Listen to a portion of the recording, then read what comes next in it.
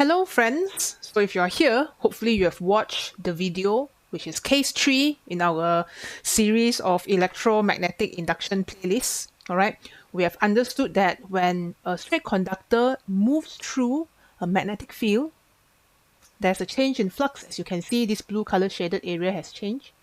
And because there's a change in flux, there's induced EMF, the induced current. Okay, and very quickly, since you're watching this video, I assume that the application of Lenz's law is commonplace to you. We will try to create a current to induce back the same direction of magnetic flux to replace back what was lost.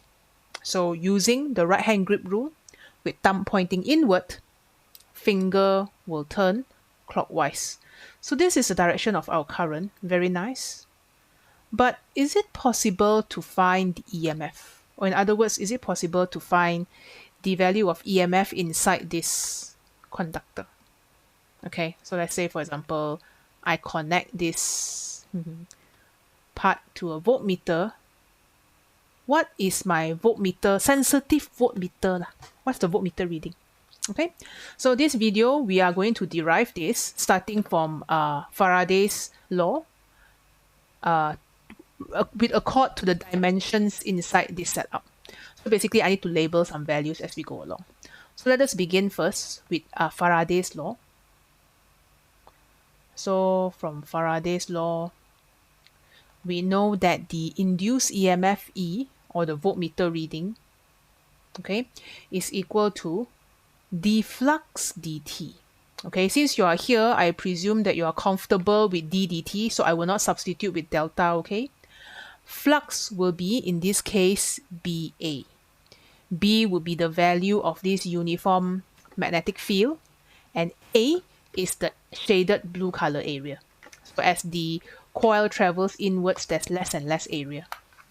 But since B is uniform, I can rearrange my expression a bit. My E will be equal to d dt times BA. But in this case, okay, I'll zoom in a bit if it's a bit hard to see. In this case, I will say that B is uniform. Miss, if B is not uniform, how? Use product rule lor. But this is assuming that you know B as a function of t and the variation of A as a function of t.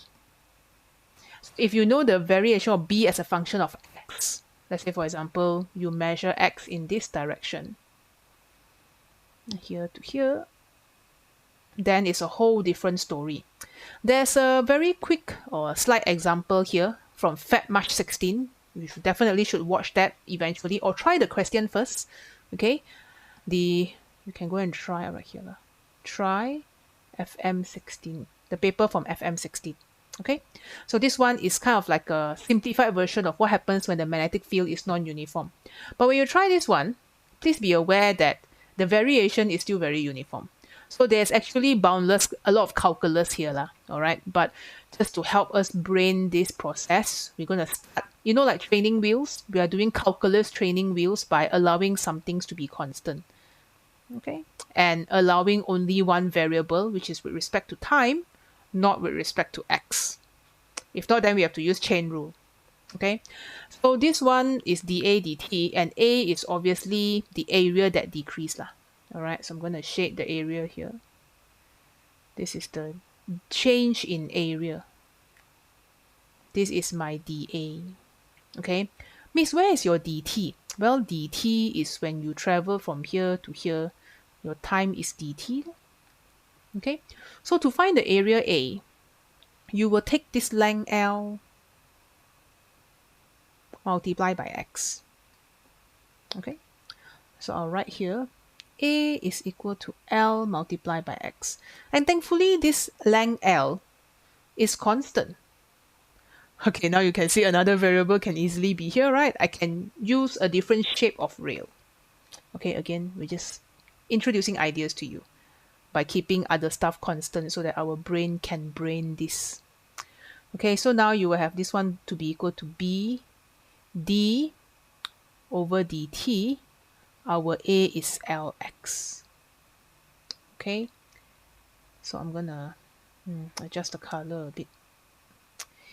E will be equal to B, big bracket, d dt, bracket Lx. But our Lx is constant, right? Sorry, not Lx. Our L is constant. So I write here some more. L is constant. So what do we have left?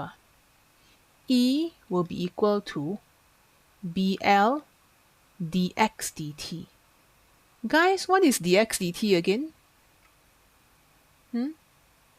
Oh, miss, I know. Dx dt is rate of change of displacement, which is velocity. So you will get the induced EMF as BLV. This is when the wire is 90 degree to the magnetic field. So the magnetic field pointing inwards and you cut the wire like this horizontally. Miss, can we angle the wire? Angle the wire and cut this way? Well, I'm glad you asked. Of course you can. So then for that case, we will have to include a sine theta here.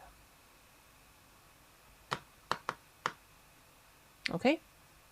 So this sine theta will be included if the angle between the plane, basically the line, the vector of this, normally we will say the unit vector of current lah, okay? But the angle between the conductor and, actually this theta is the angle between the conductor and the magnetic field, magnetic flux density. So in most cases, we will take theta as 90 degree. But don't take it for granted, it doesn't have to be. So if you keep adding sine theta at the back here, if let's say sine theta is kept constant, so let's say this is the plane of the magnetic field, okay? And then instead of having your wire, okay, maybe I use a different color here. Instead of having your wire, traveling this way, maybe it travels with an angle like this. Wow, cannot see. Maybe it travels with an angle like this. So if it travels with an angle, right, then your theta is not the same, plane-wise. So this is the angle between the plane, this magnetic field, and then this one, okay? So normally we would take BLV lah, but in the off case, E can also be equal to BLV sine theta. There are many assumptions made before you can use this simplified equation. B is uniform, L is uniform, V is uniform. So the magnetic flux density is uniform.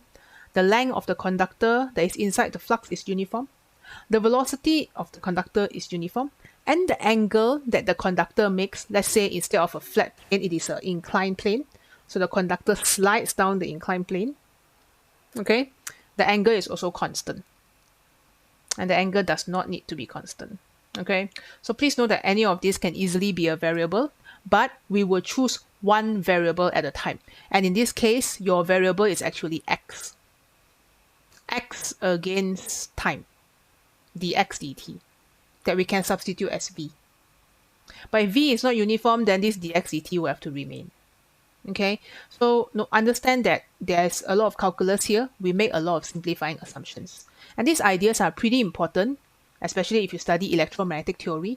We'll be using vector calculus, or you will be using vector calculus, to try to understand what exactly is happening and how the induced EMF behave. It is not as simple as a constant value most of the time.